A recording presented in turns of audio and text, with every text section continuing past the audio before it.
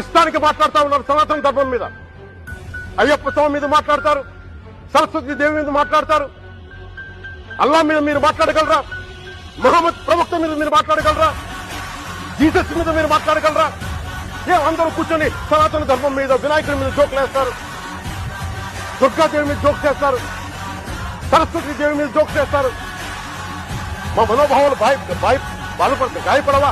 మాకు బాధ ఉండదా? అందుకే నేను ప్రతిపాదించింది ఏంటంటే ప్రతి దానికి రావలేకపోతున్నాం.